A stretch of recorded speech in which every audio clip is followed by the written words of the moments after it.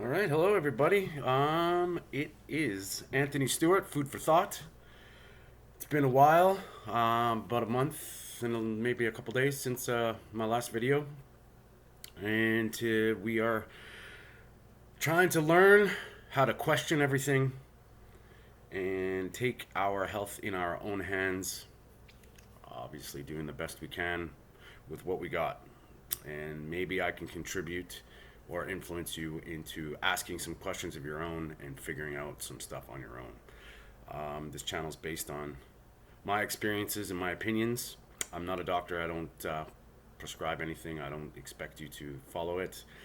I will suggest maybe things that might help you, and I definitely have a bias. My bias being, I believe we're supposed to be carnivores, 100%. Well, obligate hypercarnivores.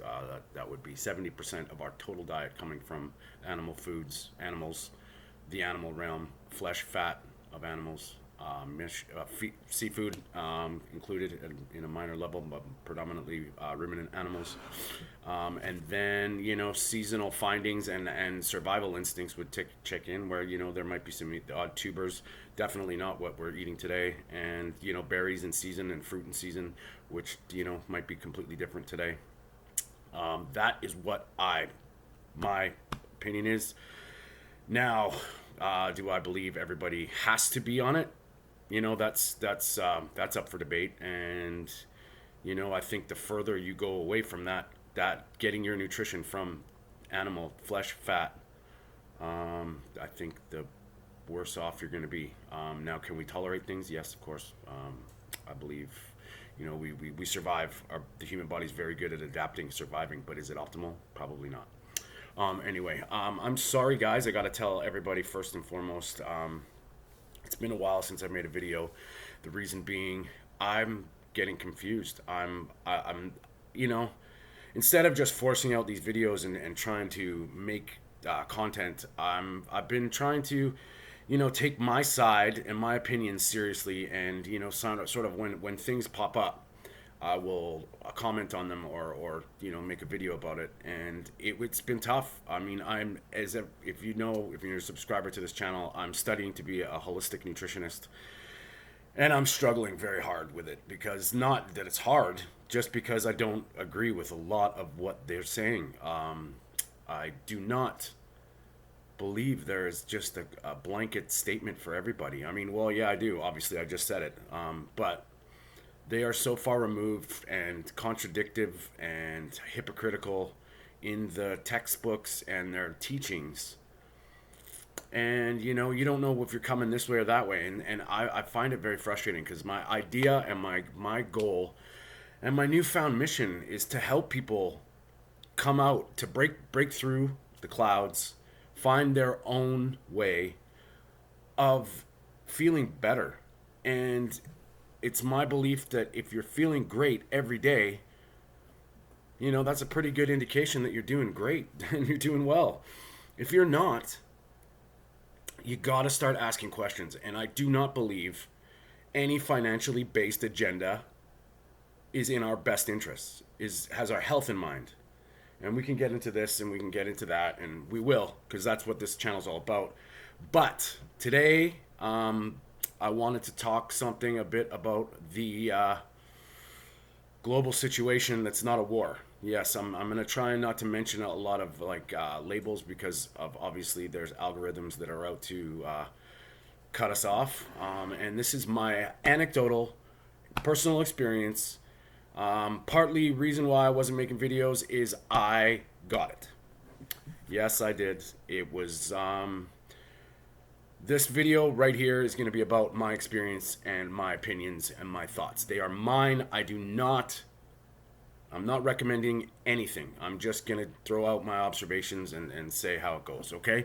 We're not going to talk about the injections. We're not going to talk about the jabs this way or that way. This is my experience. And a lot of this stuff is irrelevant to your status. Irrelevant. That's my belief. Okay.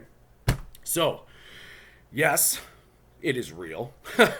Yes, even though I haven't been ill for a very long time, I yeah, I caught it. And was I sick? Interesting.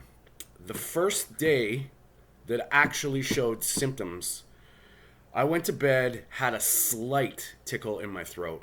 Slight. Like if I didn't know my own body, fairly well over the last, couple years, I probably wouldn't have noticed the thing. I just knew something with a little bit of thing, something was off. And a couple guys that I work with, or specifically somebody I worked with, was now positive.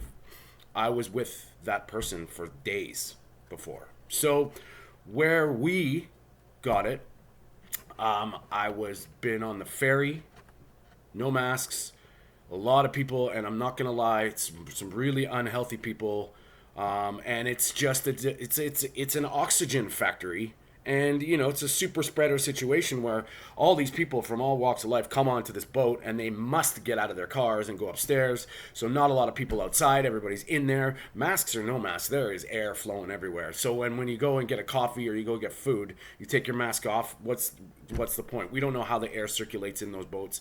Anyway, I would personally think it's a disease factory. So now why I didn't get symptomatic until after, even though I was with the same person for a few days, including sleeping in a motel room on the road. So we were in direct proximity quite often. So we should have theoretically, if you're going to say this, like over the days, should have shown like the same kind of signs, and we didn't. I was a day or two later. Why? Well, my feelings, my opinion is, I had to cover some work because he was feeling ill, and there was already leading up to it was a progression of work. So I work a pretty physical job, and I'm on the road quite a bit. And when I'm on the road, working physically, not getting the great sleep, my diet is suffering a little bit of the more circadian aspects. I wouldn't say, I still try and eat as well as I can, but when you're run down, and you're exhausted, and your resilience and your immune system, it's maybe a little bit low. So that day I worked, the day that I got what happened was that I worked from about 8 in the morning till about 7 or 8 at night. Physical stuff, lots of lifting, lots of a little bit of stress because of guy shortage at work. Anyway, so by the time I got home, I had a little tickle. Went to bed that night, fine, like absolutely fine. Woke up about 1 in the morning, and I was like, holy cow, like, oh no, this is it. Like, I'm achy. I was just like, I couldn't sleep. My bones were sore. Like, I was just like, oh God, like something just pounded on me. So that night was rough. I basically text work about 4 or 5 in the morning, said, I'm not going anywhere. Like, I can't move. I'm feeling pretty rough. So that day, I woke up. Oddly enough, I could still breathe. I had no respiratory symptoms, no illness symptoms, but it felt, and I'll to quote myself, felt like I got hit. I was in a car accident, like something hit me with a freight train. So the best description, and a headache. The best description I can give you was a very strong, severe hangover with some achiness. Now, I continued after day 1, my energy was very low. Like, I felt, like really kind of lethargic and sort of foggy, and the weirdest thing was happening. Like, all the other people that I've heard of COVID, or that have said, like, they had it, basically they had symptomatic illness that was, very flu-like. I had none of it. Like, I had weird things were going on. My nerves, my fingertips were numb. My hair follicles were like, my skin was very, very numb. My headache was there, and my hair felt like it was getting pulled back all the time. And what I had for a couple, I guess you could describe it some close to like vertigo for a few days, right? Like, and it was like I would sit up on the couch, and everything would take a couple seconds to catch up. And if I'm being honest, like, this progressed over a few days, and I wasn't right for at least 7 days. Like, I was ill for one day. The next days were very, was I scared? Not really, but I was very curious, and I was like, I was cautiously concerned because this was something that was like completely weird, and my experience was like, the whole vertigo and like the equilibrium thing, which continued on for quite a while. Now, I completely isolated. I was not going out, no, do nothing. Now, what was weird was about 7 days in, I continued to eat the same way. Fasted pretty much all day, had one meal a day, never lost my hunger. I was eating meat pretty much.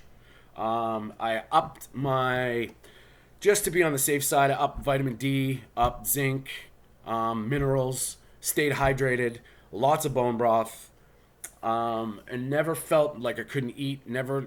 I was still doing some breathing techniques, meditating, and what I did for the first 3 days was probably the determining factor why I didn't get symptomatic like flu-like.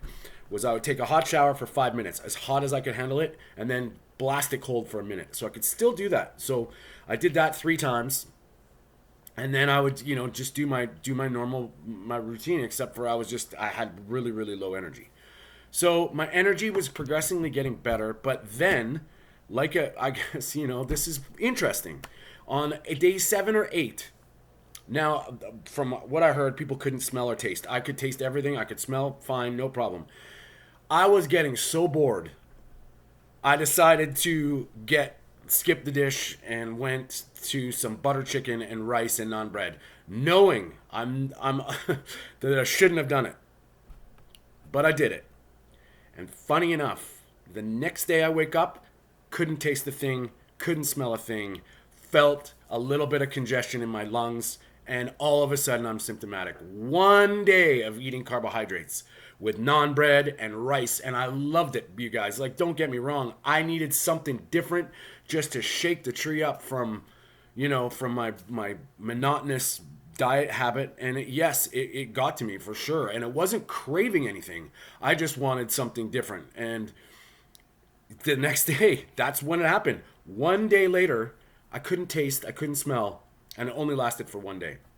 But my symptomatic respiratory went through about, until I tested negative. I tested negative again around day 12. And that's when I was actually negative. And funny enough, my cold symptoms lingered on. But it completely, my energy was getting better. So now I pose a question. Would I've done anything differently? I don't think so. Now, my life, I'm sure you can all guess how I feel about things and what side of the fence I'm on. Now, what is that supposed to do? What are those things supposed to do? They're supposed to stop hospitalization and death. I was not hospitalized. I didn't die. So, now, knowing what we know about transmission and spreading, that's your choice. I 100% understand if you feel you're going to go one way, but it's your choice if you go another way. And I think that is crucial, and I think you better inject some critical thinking into your situation and make the best decision for yourself. 100%. Do I think this was scary? A little bit. Have I been sicker? Absolutely. 100%. I've had way worse things happen to me. Unfortunately, it's just very inconvenient because of the way we handle it, which I agree with. We don't want to spread it and give it to other people. But it was more, later on was an inconvenience, and as long as I was progressing, which I was, my energy was getting better every day, but still, those little things were weird, and I did feel, my honest opinion, it felt unnatural. That's what I'm gonna just flat out say it. It did not feel like it just, by the way I was feeling, and just weird things were going on, and that kind of concerned me a lot more than just being sick. So that's my experience. And it's we're getting bombarded with this fear and shittiness out there, but I want you to understand that there's a few things I firmly believe. Your metabolic health, your metabolic your ability to battle this is based in our metabolism. And if you're metabolically ill, metabolic syndrome, overweight, hypertensive, obese, like diabetic, you need to very much start thinking about that, because those are the things that are gonna, I think, factor in huge. I might not have even felt this if I wasn't so run down. And that's another thing. You don't have to be sick to be immunocompromised. And this might explain why some athletes and some people, when they contract this, if they're in a depleted, rundown, immune suppressed state, that might be the difference in how they get sick or, get affected. The amount of viral exposure compared to your condition of your immune system at that moment, compared to how your metabolism is holding up, very much, I think, are all have factors into how this affects you and how this affects different people. Might explain a little bit about the different symptoms. And I think this thing gets in there and it goes everywhere. Like there, I think it just shows up in our, like, we can get into that. I don't want to get sciencey, like, the ACE2 receptor and like what that is, the receptor in your lungs, angiotensin censoring enzyme 2 receptor. So, it's logic. Like there's some logic there, but it's something going on. So please think, if you're scared of this, think about your metabolic health. Think about how to start mitigating the risk factors that you fall into. And if you need some help, I'm here. We're going to challenge everything. I'm going to make some more videos because I've got a few things to talk about. I just wanted to give you my RONA experience. And, I want everybody to be healthy, and I'm going to try and help you. If I can help you with anything, find your way, ask some questions, answer some of those questions, and give your health some context. And yeah, that's what we're here to do. Please, guys, can you please like and subscribe to this channel if you like this content? It really, I just want to get my message out. It's not about money. It's about helping people where all the lights are out, or they have no hope, or, inject some logic into their lives and start getting, better one little bit at a time. All right, guys. So I hope everybody's feeling great. I want you to feel great. I'm feeling great. I'm back to normal, 100%. No issues whatsoever. And then as I make some more videos, we're going to talk about kind of I've turned around a couple things that I wanna share. So anyway, everybody have a great day, and we will talk soon.